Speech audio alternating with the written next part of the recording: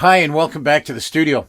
Today, I'm very excited to have singer-songwriter who has had original songs in the Canadian Country Top 40. He's appeared in many TV shows, even was in the Across This Land with Stompin Tom Connor's movie. He's back out of retirement with new music. He also has a Gordon Lightfoot tribute band. This person is Chris Scott.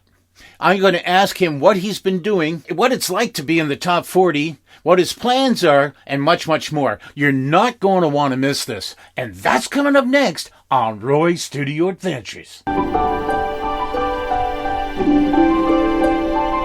Chris, welcome to Roy's Studio Adventures. Well, thanks, Roy. It's a real pleasure to be here. I've got some questions for you. Oh, do I know the answers? I'll just make them up.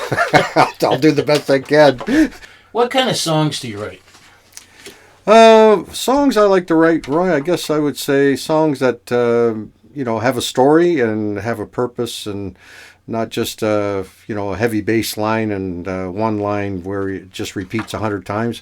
I like a story that tells, a song that tells a story and, can really maybe reach out to someone who's having a rough time or maybe just make them think or even just make them laugh, so that's what I do. Have you done any TV shows? Yeah, I've done a few TV shows over the years, yep. Let's see, just so when I'm thinking back, it's kind of cool. Back in the day, there was a show back in the 70s called Elwood Glover Luncheon. And it was CBC, I believe. And he was like the Johnny Carson of Canada, back in the day. And when people were coming through, even from the States. And actually, the show I was on there, I was on his show about 3 times. But the one show, the fellow that wrote the song and sang I Can See Clearly Now, Johnny Nash, he had just written that song and came through and was promoting it. So I was on the same show because I had just written a song and getting it out in Canadian media record company I was with, and so I was on the show with Johnny Nash, and it was kind of cool because I got to meet him and hear the song when it was just coming out, and so I've been really lucky to meet some kind of neat people just when things are starting out. How did you get your record and publishing deal, and how old were you? We're going back a few years. My hair was a different color then, just so you know, right? And I was playing guitar a fair bit even at that time, but had no place to really play. So I used to hitchhike to Toronto when I was a kid. And back in those days you could do it. Your parents, see you later, where are you going? I'm going to Toronto, and you're like 14 years old going to the QEW out here, and your parents didn't care, right? So much so that my dad actually made me a little plywood sign about this long and about this high, and he painted it gloss white. He got some electrical black tape. He cut out and made words, and on the one side he put Toronto, and on the back side he put Niagara Falls, so that people could see because I'd always go with my guitar, just me and my guitar. I'd be standing on the side of the road with this Toronto all the time. As a matter of fact, that sign, I still have that sign today. Wow. I kept it because it was so, nice of my dad to do that. Now he's passed away, so it's a little memento. I was wanting to play everywhere and anywhere, and I was just a young guy. So someone said to me one day, well, there's some fella I know in Toronto. He's on Bathurst Street over top of a bagel shop, right? I don't know what he does in music, but he does something, right? Maybe he can help you. So sure enough, I grab my guitar, I hitchhike, and I get up to Toronto. And by this time, I might have been maybe 16, almost 17 years old.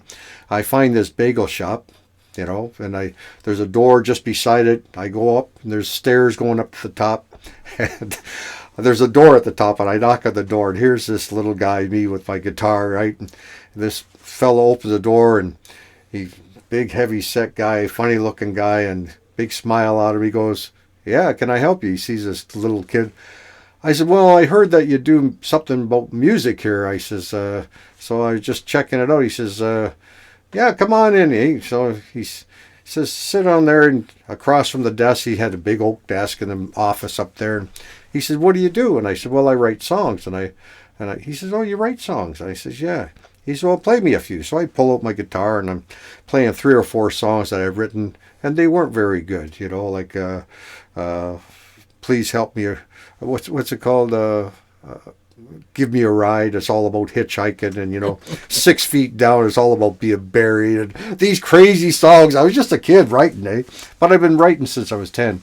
So I did about 3 or 4 songs, and next thing you know, he reaches over to his desk. He pulls out a drawer and puts a publishing contract and a recording contract in front of me, and I find out then and there he was Stompin Tom Connor's manager and business partner. Wow! And I didn't know anything about that, so he saw a little bit of value in this young kid, so he took me under his wing, and they really did a lot for me, those guys. Wow. Yeah, his name was Yuri Krychuk. He's quite a intelligent guy and well known in the business, and even at that age, I was 16, 17. He might have been not even 10 years older than me at that time, but doing international stuff. He's a pretty smart cookie, Mm-hmm. and so they did a lot for me, I'll tell you one quick story with because it was Stompin Tom's manager. One day I was in the office, and Stompin Tom, I'd never met him at that time, and I knew who he was. He was doing really, really well, and he was well known. Well, he stops in the office one day when I'm in there with Yuri, right?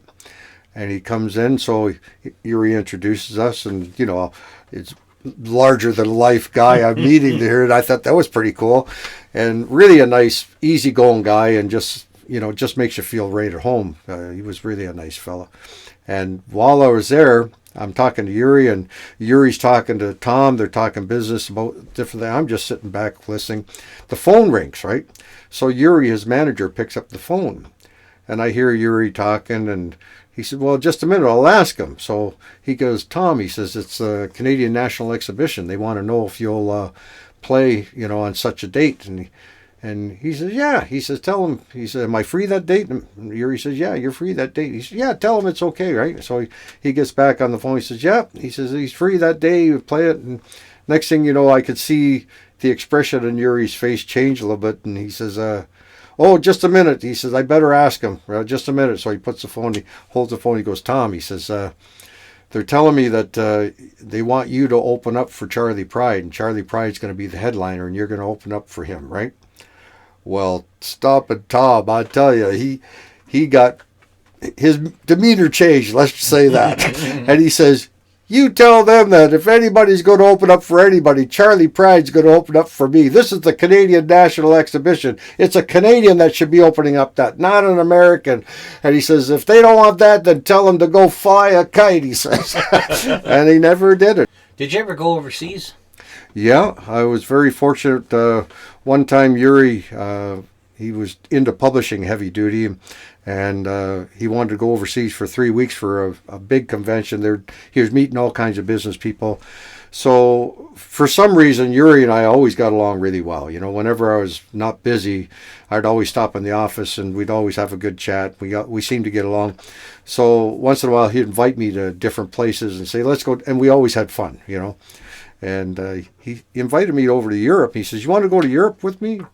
I goes, Yuri, I says, I'd love to go to Europe. I says, but, I says, I don't have any cash. I says, I'm a musician. He said, I didn't ask you if you could afford to go or if you don't have a cash. He says, I just asked you if you wanted to go. I said, well, sure, I want to go. He says, well, 3 weeks. He says, we'll go. He says, we'll look after it, He says, just tell the folks that, you're not a musician. Don't tell them you work in the office. So he put me as one of the office staff to go with him. Oh. And we went over there, and he took care of me for 3 weeks. We had so many good experiences over there. Went to England, Ireland, France, Italy, Holland, in the 3 weeks, and really had quite a time over there, One of the stories I like to tell when we were over there, we went to Cannes, France, because they were having where they have the film festival, where they're having a music festival there, and all the publishers and record companies were showcasing all their talent. And so they had this big concert going on. It was just for the industry people, so I got to go. And the Pointer Sisters were there. Marceau Marchand was there. There was Stevie Wonder was there. These guys were just making it big, just coming out of the gate, making big hits. Were you born here in the Falls? Yep, Niagara Falls, hometown. Born right on Jepson Street there. I think it's a retirement home now, but it used to be the hospital until they moved it down on Main Street. And that's born and raised in Niagara Falls. What got you interested in music? Sisters and brothers, they'd come down once a week, or, well, once a month for a long weekend, because my dad worked shift work and you get a long weekend once a month. And they'd all bring their guitars. They all sang and bring. So here was a kid. It was a party once a month. There was a party, and they didn't care what time we went to bed. So it was good memories, you know. And my Uncle Don and my Uncle Andy and Tony and all these guys, you know, they're all singing, and my Aunt Betty, and they're singing away. So it was just good feel time. And when my mom and dad, you know, they about 6 years old, they said, you know, if you could take lessons. What kind of instrument? Well, I want to play like Uncle Don, so I'll take guitar lessons, right? But that didn't last long because I wasn't a very good student, you know. I play by ear, and to follow the notes, and that didn't last long. So I gave up the playing, going for the studio and learning the technical end, but I never gave up playing, and you know, just playing by ear and like that. And that's what got me hooked, you know, to play and sing songs. And it turned out that when I was about 10. I ended up having an injury in the barn. You know, we weren't supposed to be in the barn, right? That was off limits, but they went away. My mom and dad went away for a little getaway, and they left us with a babysitter. And so, hey, let's have a game of tag. We called all the farm kids, and we have a game of tag. Well, I ended up in the hospital with a rusty nail through the foot. Oh. And I was in the hospital for, I was 10 years old. I was in for 8 months. And they almost had to take my foot, 2 operations. But while I was in there, because I was in there so long, I was 10 years old by this time. I've been playing guitar since I was 6, so I could play the major chords and play a song right through, not real well, but enough for a kid. So I took my guitar there, and I'd sit on the bed, and we had wards then, you know, that had about 6 kids to each ward. Yeah. And Christmas time was there, and I'm playing for all the kids at Christmas time, and so I guess the Niagara Falls Review heard that, hey, there's some kid in the hospital for quite a while, and he's playing songs for the kids, and it was a feel-good story for them. So they came down and did a story on me, took my picture, and I was 10 years old, and I'm thinking, whoa, is this ever cool? I'm in the newspaper. They're taking pictures of me. I mean, this is great. I'm playing my guitar, and from that story and that actual, you know, taking pictures and doing the story, that's what got me hooked. From that point, I want to do this as a career. I feel good, you know, and I was just hooked then. So I've been doing music ever since. So just played music. Well, I got into music, and I was fortunate because from that point on, I just wanted to do music. So I'd follow up every lead, and I was learning all kinds. So I really did very well because like Yuri helped me once I got those contracts, and next thing you know, I'm doing really well in the music business, you know, because of Yuri and the guys there. I was doing national TV, national radio. I was in the movie with Stompin Tom and playing all different shows all over the place. But then I met a girl, right? And the road is great, but can be a little lonely sometimes too, eh? And by this time, I've been on the road maybe 4.5 years, somewhere in there. And, you know, it got to the point where I decided, you know what, I think I want to settle down a little bit, you know. So I gave up the music business, and cold turkey too. And it was so abrupt. I didn't see Yuri anymore, though. I just cut ties, and my parents were so upset at me, they wouldn't talk to me for 2 years, my mom and dad. Wow. They were upset because, and I understand, you know, they put so much effort and stuff and money that they didn't have into this guy that they thought had some talent, could do something, and I was doing something. Now I've got things being handed to me, and to them I just threw it away. But I think I made the right decision because I never stopped playing and singing. I just stopped playing and singing professionally and traveling all over. And so I ended up having, you know, 2 kids, and now I've got 4 grandkids, and I got a great grandkid, and life is good. And now I retired. Like I was fortunate. I got into a job for 41 years, and it was a good fit for me. And, I did some things on the side with music, but wasn't just focused on music, focused on the family. That's what I did. And when I retired 5 years ago, I thought, you know what, my kids, everybody's doing good, and now I'm going to get back into doing music pretty much full time. I gave it up because I wanted a family, and that's all worked out good. Yeah. So now I'm going to go do my thing, right? And now it's worked out that after I've retired, I think about not even a month after retiring, I'm on Facebook, and I'm letting people know I'm doing a little bit of this, a little bit of that. And all of a sudden, a little message pops up from Facebook after like 45, 50 years. I see you still got a voice. And it's my manager and publisher from 45 years prior. Wow. He sees I'm doing stuff, I was just thrilled because I haven't seen him or heard from him for 45 years. And I said, Yuri, I says, how you doing? So within 2 weeks, he's down at our place. I meet his wife. We have dinner. I end up, singing him some songs because I've been writing all these years, right? Still writing songs. And I sang him some songs that I've written over the last 45 years that he hasn't heard. So it was really a great time. So he was only going to stay for 2 hours. I ended up staying like 6-7 hours. We had a great time together. And the next day when he gets home, he emailed us. And he said, well, I really enjoyed meeting your girl Celine and really enjoyed the meal and had a great time with you guys. And he said, Chris, he says, the songs that you played for me yesterday, he says, it shows me you're still a world-class songwriter. He says, I'd like to represent you again after 45 years. Right? Wow. So I was just thrilled. So that's been about maybe 4 years now. And within 4 years, he's got one of my songs international twice by 2 other artists. Did you ever record in Nashville? Oh, yeah, a number of times. Actually, with Yuri, they used to fly me down to Nashville and pick me up on a limo and take me to RCA Studios, their big place there. And we'd record there, and then I'd come back, and they would press the stuff and then release it over here in Canada. And one of the neat stories I remember when I think about it, I fly down there, and I'm just a young guy. I was like 19 years old, 20 at max. And here I am, living the high life, really. And I'm in La La Land myself, and I'm just a simple guy. I wear my heart on the sleeve like that. And I'm just so thrilled. I'm walking up the big walkway going to the RCA studio. I was like, man, isn't this cool? I got to get to record here. And here's some guys standing out there talking, leaned against the rail.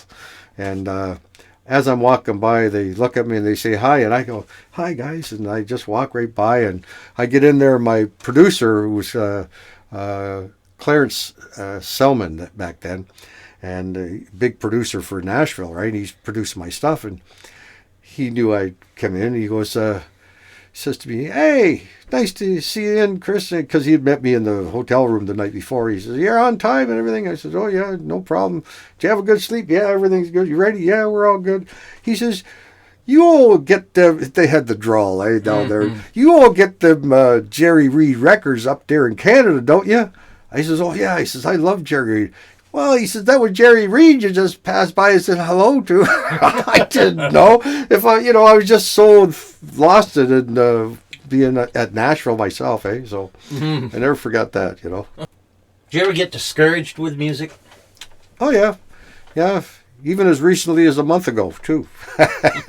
But many years ago, I think it's, I wanted to do I left school early because I'm going to be a millionaire playing guitar and sing. That was my thing, And that didn't happen, although I did really well in the music business. And it might have happened if I would have stayed. Who knows? Because I was doing really, really well when I quit. But, that I wasn't discouraged then.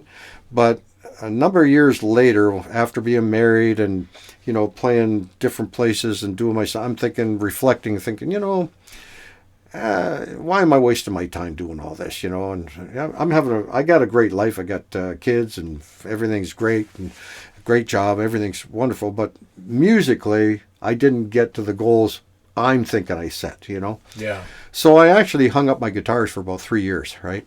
And my daughter, she's a real go-getter, great inspiration. She says to me, Dad, what's wrong with you? I goes, nothing. Why? Well, how come you're not playing your guitars anymore? I goes, well, I says, I'm so busy working. I says, and I got you and the grandkids now. I says, I just don't have to. Well, Dad, you should be still playing. Nah, I just hang him up, because you got to remember when she was little, I was playing all the time. Even though I quit the music business, I was playing local bars and local hotels for quite a few years after, and so I'd have the band over in the living room with the full sound system, drums and everything. And she was 6-7 years old. She's growing up with all this music around her. She loved that.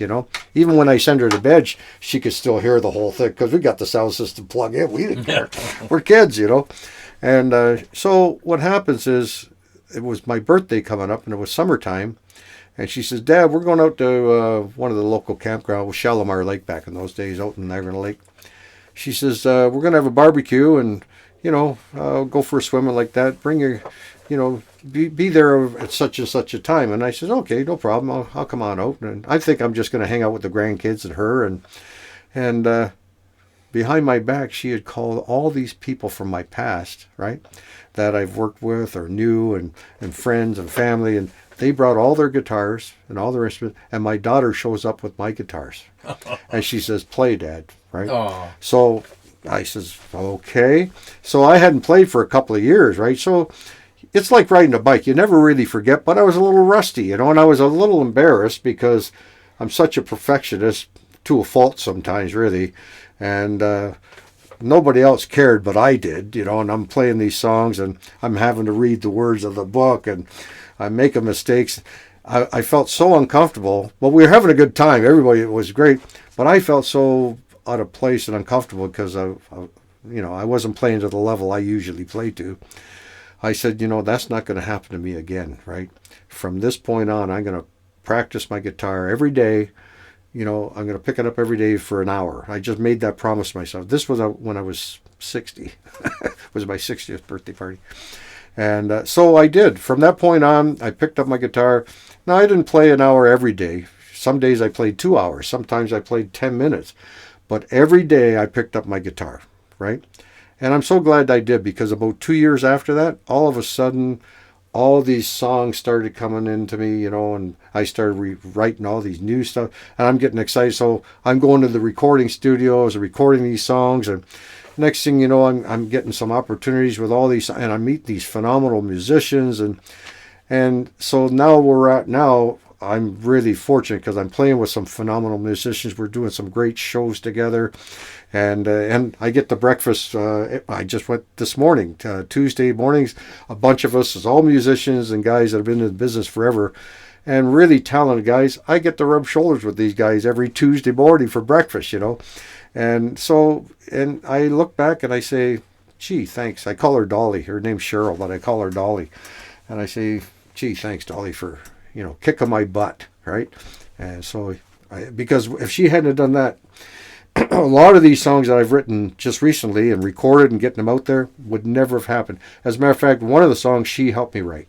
And another song my son helped me write, too, just recently. So that would never happen without her kicking my butt, So... yeah, you get discouraged. And then just about a month ago, I'm doing so well with music. I'm having a really good time with music again, to the point where, you got to be careful, because the old pride can get in there, and you think you're a little better than what you really are, And I don't want to be in that position, So I'm one of those guys. I like to pray a little bit and that kind of stuff. And so I was walking around about a month and a half ago, and I said, I just prayed, and I said, Lord, I'm really you're really doing something special here. I'm doing all the stuff I've always wanted to do. Now it's getting bigger and bigger, and that's awesome. I said, but you know what? I happen to do all this stuff, and, it's a lot of work. As we were talking earlier about putting work into, if you want things to succeed, you have to put the work in. Well, I'm putting the work in. Things are happening, and I'm excited, but I'm thinking, you know what, Lord, if I'm doing it all for me, and I'm just, getting all this stuff for my pride, you know what, I don't want to be doing it. I'm willing to hang it up again, right? And I'll just put it aside, but I need to know, right? So the way you can tell me is, as things go on within the next while, if you want me to do it, just open some doors and make these things happen where I'm not knocking my head against the wall. And if you don't want me to do it, I'll be knocking my head against the wall. I just want you to close the doors. And I'll know, I'm willing to put it away. Well, the doors have been open and left, right, and center, and things have been going good, so I got the message. Nice. Yeah, so it's good. Digging in my bag of questions here. Are you performing anywhere in the area? Yeah, we're doing a lot of retirement homes right now. I've got a bass player, and his name's Ed Bloxile, and I'm really fortunate to have been connected with him. And we've been working a little over a year together now, and just a really talented guy. And so we've been doing a lot of the retirement homes, and from that, now we're getting private parties, and now we're doing legions, and now we're starting to do some concert type of things. So yeah, things are really kind of moving along pretty good now. It's pretty nice. Now, I heard you wrote a Mother's Day song. Yes, this is about 2 years ago or so. Yeah. It was funny. Celine, my girl Celine, we were going to be playing at a place, and we had about a week before performing there. It was during COVID too, which that was kind of crazy. And it was Mother's Day going to be the actual day we're performing was Mother's Day. We had a week to be, and I'd never performed there before. I was just starting to get back into playing different places, and Celine says, you're playing at this place in a week or so, and it happens to be Mother's Day. Do you have any Mother's Day songs? And I said, no, I don't. I said, I got some songs I'm sure they're going to like, but I don't have any Mother's Day songs. She said, well, it'd be good if you had a Mother's Day song, So she went to work that day, and I got thinking the next day she went to work, and I got thinking, she's right. Maybe I can write one. So I sat down, and in about 40 minutes to an hour, I wrote this song called Happy Mother's Day. And it turned out better than I expected, actually. So I ended up going into the recording studio and recording it. And everywhere we play it, now I play it even at not Mother's Day. I just let people know it's to thank mothers. And basically it's saying, mothers are, without them we wouldn't be here. And they do so much for us while we're here that they don't get the recognition and the thanks that they deserve a lot of times. So that's what the song is about, just thanking them and telling them how much we care and appreciate them. And so I play it a lot of places, and everybody loves this song, which I'm really fortunate to have that happen, So now we've made a video of it. I just got the video just about 3 weeks ago. So we're going to leave a link in the description below for the Mother's Day song. Okay. So if you want to check it out at home, it'll be right there for you. But, you got to write a lot of bad ones to get a few good ones, right? And I've got a few that I really feel that got the potential to do something, and some of them have already done. Like, for example, I'm driving back from my daughter's place. She married an American fella now, and Rick is down in Erie, Pennsylvania. So about, 4 or 5 years ago, I went down there, and it was Christmas, and it was when they had a major snowstorm. I got down there, no problem. Then the snow started. And we were only going to stay for a couple of days. It started to snow, and it was snowing so much that this much on top of the cars. He'd go out and snow blow it, and within an hour, it's this much on top. Like, it was amazing, right? So we ended up staying for a week. It was so much snow. And so then all of a sudden it cleared up, and they got the roads cleared. I thought, I better make a break for home, eh? So we did. So as I'm on the highway coming through Hamburg, I'm just coming into Buffalo, major snowstorm again off the lake, and there's a major multi-car pileup just to I see it happening as I'm going through. And as all this is happening, the way my little pea brain works, I'm driving, I'm seeing all this, and a thought comes in my mind: doesn't anybody say Merry Christmas anymore? Just that line came, and I thought right away, boy, that'd be a good line in a song. So the next day I get home, and I thought, I was thinking about it. I wonder if I could write a song. So I wrote a song entitled Doesn't Anybody Say Merry Christmas Anymore? And it turned out really well. We went in the recording studio, recorded it, got it airplayed in Toronto and throughout Canada a little bit. Next thing you know, some guys actually his name's Barry Doyle from England, right? He's got like 25 albums, been doing music all his life. He heard my Christmas song, and usually if you want to do a Christmas song and put it out for Christmas, you record it in the summertime, get it all promoted and everything, and then release it. Well, he heard it in November, and he liked it so much, he got his guys together in England and went in the recording studio, recorded my song, and they had it out by December 1st. Right? Wow. Yeah, they rushed it through. So they recorded their style, and then 2 years later, another fellow by the name of Ernie Smith, right? He's from Jamaica. He heard my Christmas song, Doesn't Anybody Say Merry Christmas? And he liked it so much, he went in the recording studio with his guys and recorded his style. And I'm thinking, oh, Jamaican guy, I think it's going to be kind of reggae. I wonder what that's going to sound like, because I'm more of a easy listen crooner type of style. And I wonder, how is Ernie going to make this song his, right? But awesome job. It didn't really come out reggae. It's got a reggae feel, but it's more jazzy. He's got the horns and trumpets in it, and he just did an awesome job. And an interesting note on that, Ernie Smith, right, well known in the music business, been around forever. And if you go back to when I mentioned earlier about Johnny Nash, and I was on the national TV show with El Glover, here I am with Johnny Nash, the guy that sings, the song I Can See Clearly Now. Well, that was a mega hit for Johnny, and he wrote it, Well, when it was starting to die down, Johnny wanted another song to follow that one to keep his career going. And he found this song called Tears on My Pillow, and so he recorded it and made it a big hit for him. Ernie Smith wrote it, right? And so like 45 years later, now this Ernie Smith is recording one of my songs. So it was really kind of cool the way things work out, Yeah, so, I've had some luck with some of my songs. And one day I was counting them. I thought, how many songs have I got recorded? Because I've written so many songs. I actually, right to this date, I've got 25 songs professionally recorded and released over the years, and none of them have gone any big, but they've all had airplay, and I've got royalties from them and stuff, and I'm not a big well-known. I always say I actually am famous, I am famous. It's just that nobody knows who I am, and I'm okay with that. It's just me.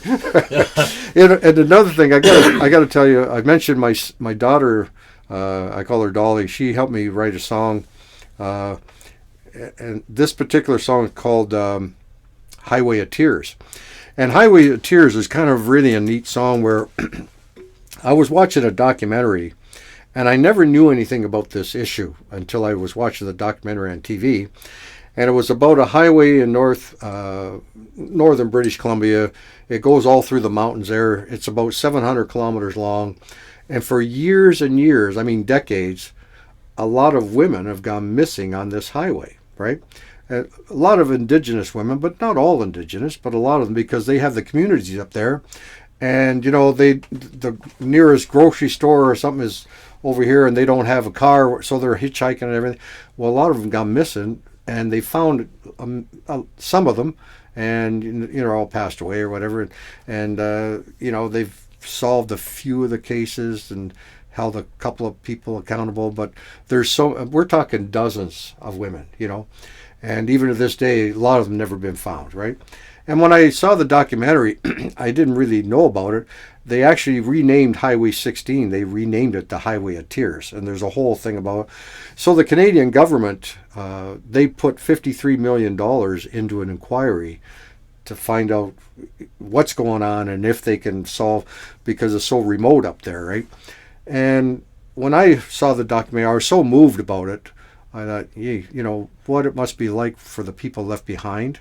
You got a mother, you got a husband or a wife, and their sister or wife is missing, and they see them one day and never see them again. What that must be like, And so I wrote a song to kind of give them a little bit of hope. The very next day I sat down and wrote this song called Highway of Tears. I named it that and recorded it, and really we've got some airplay out in British Columbia. We recorded it, and once I found out that the government was involved with doing something with that issue, I actually sent the song, once it was recorded, to the government, right? And was a few months later, I get a handwritten note from Josie Gregoire Trudeau's wife, right? Yeah. And saying she listened to the song, she really was moved by the song and wished me all the success. And next thing you know, I get a call, and they're wanting to know, telling me they're taking my song and they're putting it in the Canadian National Government Archives to do with that issue. So if you go into the Canadian National Museum and to do with that missing Indigenous women, they have a whole display and a whole thing about that.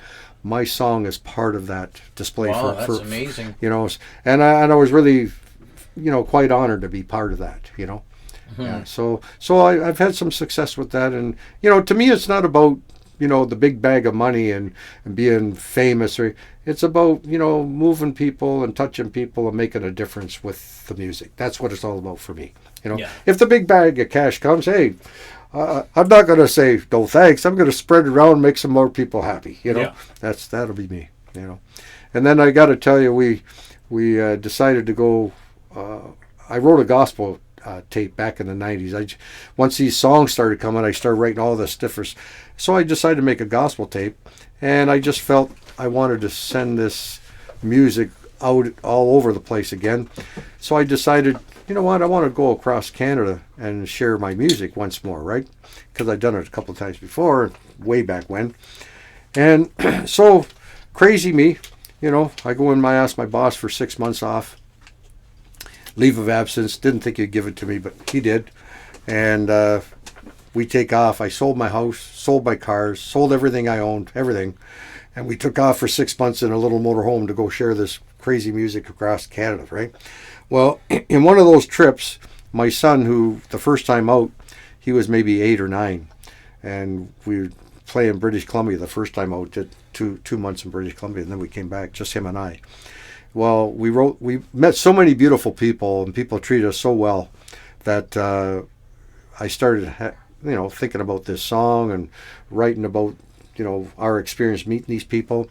My son, he says, "Dad, you thinking about writing another song? I hear you humming." I says, "Yeah, we're in the motorhome, lots of driving through the prairies, eh?" And I'm humming. He said, "Well, what do you got so far?" So I shared with him what I was thinking, and wasn't very much. And so about an hour later, he says, "Dad," he says, "I got some words for you for that song." The kid's like 8 or 9 years old, right? And I'm thinking, what could he possibly have for me? I'm the songwriter in the family. Like, what could he have for me, right? And he starts to tell me. I said, "Well, what do you got, buddy?"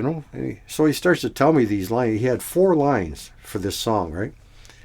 And when he told me the lines, they were better than what I was writing. I couldn't believe it. I said to him, "Man," his name's Calvin, but I call him Buddy. I said, "Man, Buddy," I says, "that is awesome. Those are great lines." "Really, Dad?" I says, "Yeah." I said, "I'm going to put them in my song." So he was thrilled. I'm going to put these lines in this song. I says, and I guess what? I says, if I ever have a chance to make some money with this song, I said, I'm going to put you down as 25% writer, right? And because I register all my songs. I'm with SoCan and all that. And he said, "Really, Dad?" I says, "Yep, you'll be 25% writer in the song." So when we got back, I went in, we recorded the song, and next thing you know, I had an opportunity to play this song on national TV, and along with a couple other songs. And about a month later, the television station called me and said, "That show you did last month, there's a song you sang, and we're thinking on putting a special Canada Day show on. That song would fit just perfect, because it's all about Canada and going across different provinces. And would you come and sing it again on national TV?" I said, "Okay." So I go and do a show. So about a year later, my son, by this time he's about 13, 14 years old, he gets a royalty check, and it was a pretty good royalty check for a 14-year-old boy, right? Nice. So we record that song now, and for Canada Day, if I play anywhere, that's the song I pull out and play it. And so he helped me write that one. So I'm fortunate to have the kids join in and help with the writing a little bit, That's nice. Yeah. You have a tribute show coming up. Yes, we do. June 2nd, we're doing a big show at Club LaSalle in St. Catharines on Arthur Street. And that's the show I'd like everybody to come out to if they're able to come out. It's a Sunday afternoon. We're doing the show at 2 o'clock, so it's a nice early show, done by 5. And what you're going to get is just, if you like Lightfoot music or that kind of music, it's come in, sit down show. We'll have a table set up, but there's a cash bar. But it's not a bar. It's a nice little hall. I went there actually for New Year's, to bring in the New Year's for a dinner and a show. And when I was there, I thought, boy, what a nice, beautiful little hall. I would love to put a show on here myself. So I went and we made a deal with the people. And so we're putting the show on there because I think that's a real great venue. The vibe is really good there. So we got myself and there's going to be Ed Bloxile on bass guitar, and Paul Morgan, he's out of Mississauga, just an A player, and you're just going to hear some really great quality songs from Gordon Lightfoot. Yeah. Well, Chris, thanks so much for coming to the studio, and I know you're busy. Yeah. Well, we're busy, but it's like when you're doing stuff that you like, it's not like you're working, so we're just busy having fun.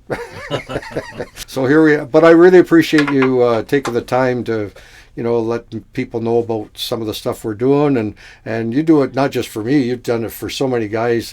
And it was actually Gil Hicks that hooked me up with you. And you've done it for him. And I see some other guys. I know Dan Diggins, another great player.